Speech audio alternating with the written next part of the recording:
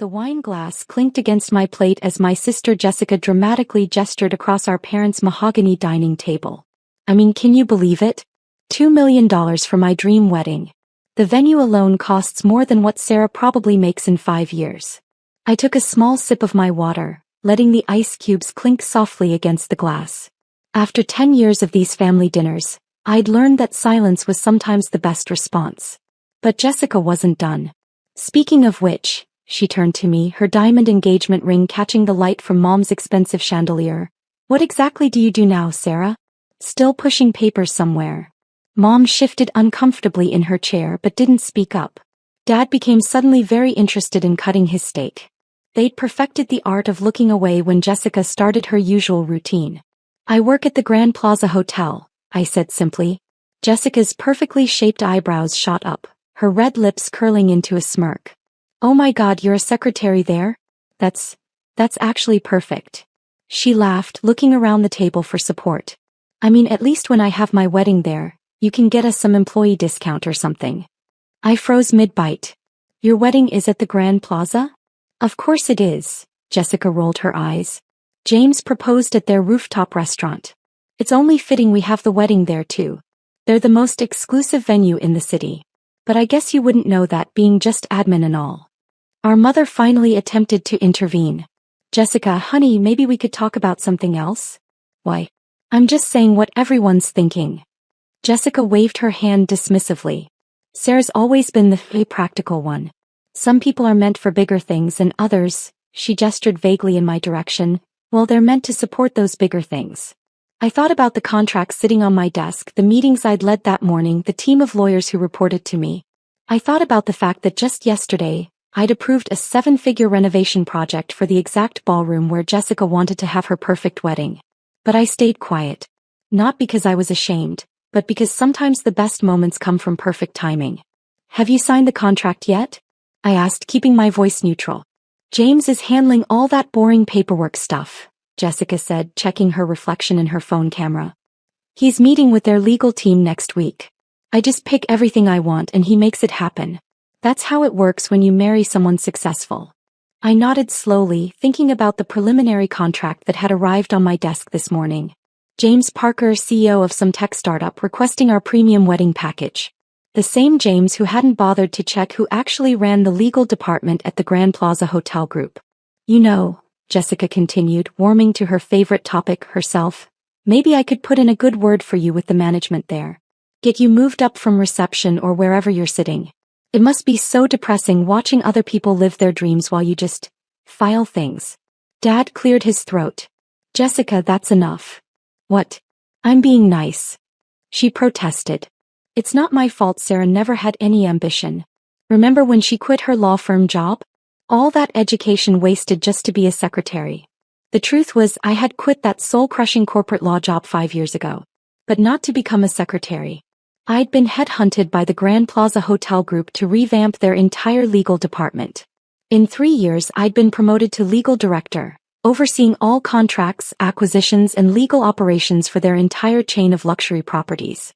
My salary was probably triple what Jessica's fiancé made, but I'd never felt the need to announce it. Success, real success, doesn't need an audience.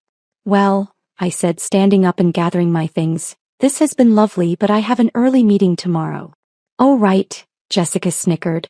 Got to get those copying machines warmed up early. I smiled, thinking about the meeting I actually had scheduled, reviewing her wedding contract with our events team. Something like that. As I walked to my car, my phone buzzed. It was an email from James's assistant, confirming their appointment for contract signing next week. I typed a quick response, signing it with my full title. Sarah Mitchell, Legal Director, Grand Plaza Hotel Group. 3 days. In 3 days, Jessica would walk into my office, expecting to find some junior lawyer with her contract. Instead, she'd find me, the person who could make or break her dream wedding with a single signature. Sometimes the best revenge isn't telling people who you are. It's letting them figure it out for themselves. I started my car, thinking about the look that would cross Jessica's face when she realized that her just admin sister was actually the one person standing between her and her perfect $2 million wedding. This was going to be interesting. The morning of the contract signing dawned crisp and clear. I sat in my corner office on the 32nd floor of the Grand Plaza, watching the sunrise paint the city skyline in shades of gold. My assistant, Thomas, knocked softly before entering. "Ms. Mitchell, your 9 a.m. appointment is here early. Mr. Parker and—" He paused, checking his tablet. "His fiancée are waiting in the main conference room." I glanced at the antique clock on my wall. 8:37 a.m. Jessica had never been early for anything in her life. This wedding must really matter to her. "Let them wait," I said calmly, adjusting my Cartier watch, a gift to myself after my last promotion. "Bring them in at exactly 9. I spent the next 20 minutes reviewing their contract one final time, though I'd already memorized every detail. The Grand Plaza's premium wedding package. Exclusive use of our historic ballroom, top-tier catering, premium floral arrangements, the works. Total cost, $2.1 million. At precisely 9 a.m., I heard Jessica's voice floating down the hallway, loud and demanding as ever. "I don't understand why we're meeting in the legal department. James, didn't you say we'd be meeting with the events team?" I stood, smoothing my tailored Chanel suit. Another reminder of how far I'd come from the just admin Jessica thought I was. The double doors opened. James entered first, tall, confident, exactly the type Jessica would choose. He stopped abruptly when he saw me, confusion flickering across his face. Behind him, Jessica was still talking, her eyes fixed on her phone. "Honestly, these people should come to us. Don't they know who you are? I mean, my sister works here as some kind of secretary and even she—" Her voice died as she finally looked up. The phone slipped from her perfectly manicured hands, clattering on the polished marble floor. "Sarah," she whispered. I smiled professionally. "Good morning, Mr. Parker, Ms. Mitchell. Please have a seat." Jessica's face went through a remarkable series of expressions: confusion, disbelief, horror, and finally, a dawning realization that made her designer lipstick-covered lips tremble. I don't understand," she stammered. "This is the legal director's office." "Yes," I replied simply, gesturing to the nameplate on my desk. "It is." James, to his credit, recovered quickly. "Sarah Mitchell?" He extended his hand. "I had no idea you were Jessica's sister. Your reputation in the hospitality industry is impressive." Jessica's head snapped toward him. "What do you mean, her reputation?" James looked uncomfortable. "Sarah Mitchell is one of the youngest legal directors in the luxury hotel industry. She's transformed the Grand Plaza's legal operations. They've acquired 3 new properties under her leadership." He turned to me. I should have made the connection with the last name. Jessica sank into one of the leather chairs, her face pale beneath her expensive makeup. But you said you worked here. You never said."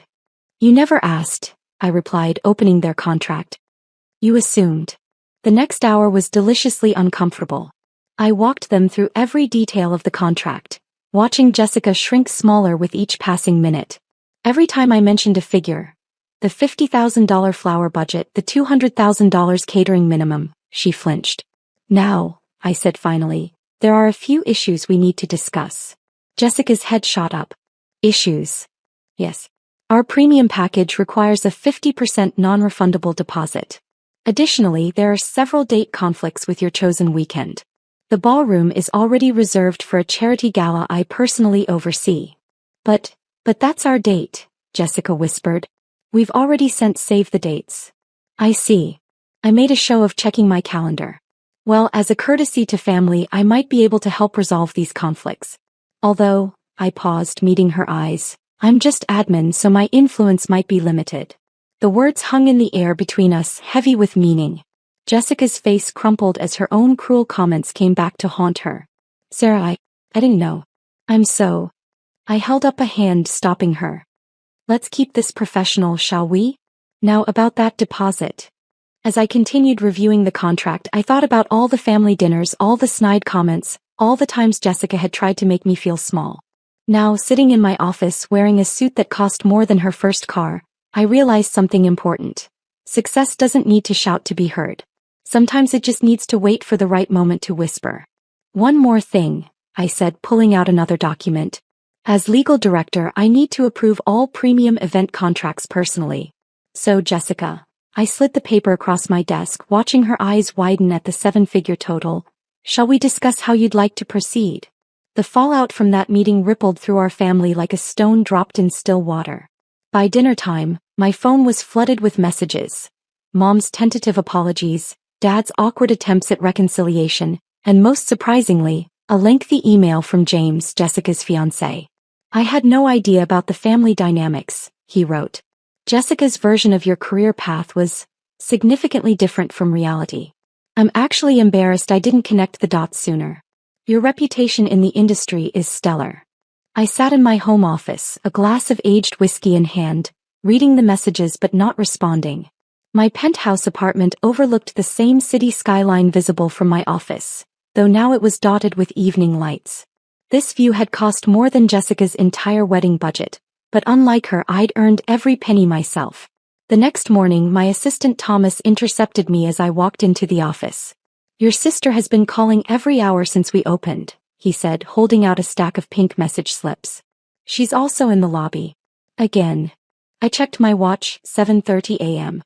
Jessica, who had never willingly woken up before 9, had been waiting in the lobby of my building. Send her up in 30 minutes, I said, settling into my morning routine. When Jessica finally walked into my office, she looked different. Gone was the perfectly curated Instagram-ready appearance. Instead, she seemed smaller, almost fragile.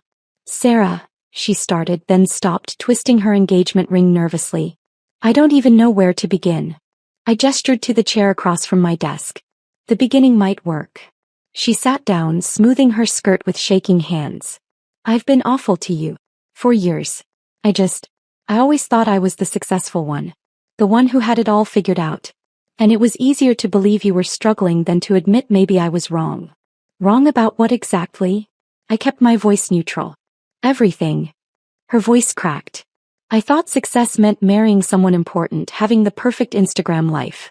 I looked down on you for working, for not being married, for what I thought was a dead-end job. She laughed bitterly. And all this time, you've been more successful than I could ever imagine. I leaned back in my chair, studying her. Do you know why I never corrected you? Any of you? She shook her head. Because I learned something important when I left that law firm 5 years ago. Real success doesn't need validation. I didn't need to prove anything to anyone but myself. But I was so cruel, she whispered. All those comments about being just admin, about copying machines. Yes, you were, I agreed. And now you're sitting in my office, needing my approval for your dream wedding. Life has an interesting way of teaching lessons, doesn't it? Jessica's eyes filled with tears. Are you going to deny our contract? I pulled out the folder containing her wedding documents. Contrary to what you might think, I'm a professional. I don't mix personal feelings with business decisions. I opened the contract. However, there are some things we need to discuss. For the next hour we talked, really talked, for the first time in years. I explained the actual terms of the contract, the responsibilities and obligations, the reality of planning a multi-million-dollar event. She listened, really listened, without interrupting or dismissing my expertise. There's one more thing, I said finally, pulling out a separate document. The charity gala scheduled for your preferred date? It's for a foundation supporting women in corporate leadership. As the chair of the foundation's board, I could potentially move some things around. Her head snapped up. You do that? After everything? On one condition, I said, meeting her eyes. You join the foundation's mentorship program. Spend 6 months learning what it really means to build a career, to earn respect rather than expect it. But I don't have a career, she stammered. I've never really worked. Exactly. I handed her the foundation's brochure. Maybe it's time to change that. To my surprise, she took the brochure with trembling hands and actually started reading it. Would you be my mentor? She asked quietly. No, I said firmly. You need to learn from someone who isn't family. But I'll be watching your progress. As she left my office that day, something had shifted between us. Not forgiveness exactly, but understanding. She had finally seen me, not as her struggling sister, not as someone to mock, but as the woman I'd become while she wasn't looking. 3 months later, I sat in the back of our foundation's quarterly meeting, watching Jessica give her first presentation. She wasn't polished or confident yet, but she was trying. Really trying. Her Instagram posts about luxury shopping had been replaced by posts about professional development and women in business. My phone buzzed with a message from James. Thank you. He's different now. Better. I smiled, remembering that family dinner where Jessica had laughed about me being just admin. Sometimes the best revenge isn't proving people wrong. It's helping them become better people in spite of themselves. The next family dinner was different. Jessica didn't dominate the conversation with wedding talk. Instead, she asked me about my career journey, about the challenges I'd faced, about the lessons I'd learned. "I can't believe how blind I was," she said quietly as we helped Mom clear the dishes. "All those years I thought I was better than you because I had the perfect life on paper. But you were building something real." I handed her a plate to dry. "It's never too late to build something real of your own." She nodded, looking down at her engagement ring. "I know. That's why James and I are postponing the wedding. I want to find my own path first, build my own success story." I smiled, thinking about the contract still sitting in my desk drawer. Sometimes the biggest victories aren't the ones we plan. They're the moments when those who once looked down on us finally look up and see us clearly. And sometimes, just sometimes, they become better people because of it. The smoke from Dad's prized Weber grill curled into the summer air as I pulled up to our annual family barbecue in my beat-up Honda Civic. 20 years of the same routine. Arrive late, endure the jokes, leave early. But today would be different. "Look who finally showed up from his important business meeting," Dad announced to the gathered family, making air quotes with his barbecue tongs. Probably another one of his hippie environmental consultations. I smiled, setting down my worn leather briefcase. At 45, I still got treated like the family disappointment. The eldest son who'd thrown away a real career to become an environmental scientist. "Actually, it was a climate resilience meeting," I said quietly, accepting a paper plate from Mom. "Climate resilience," my brother Steve snorted, adjusting his investment banker tie. "That's what they're calling tree hugging these days?" "My name is Michael Chin. For 2 decades, my family has thought I was nothing more than a low-level environmental consultant who talked to plants, instead of pursuing a respectable career in finance or medicine. What they didn't know was that I was the founder and CEO of Resilient Earth Technologies, the world's leading climate adaptation firm, with contracts in 60 countries and a valuation that would make my brother's banker salary look like pocket change. But they weren't ready for that truth. "Not yet. You know, Michael," Dad said, flipping burgers with practiced precision. "Stevens and Associates is always hiring." Steve could put in a word. "It's not too late for a real job." I took a bite of coleslaw, remembering this morning's video conference where we'd finalized a $4.2 billion contract to protect Miami from rising sea levels. "I appreciate the thought, Dad, but I'm good where I am." My sister-in-law Lisa patted my hand. "At least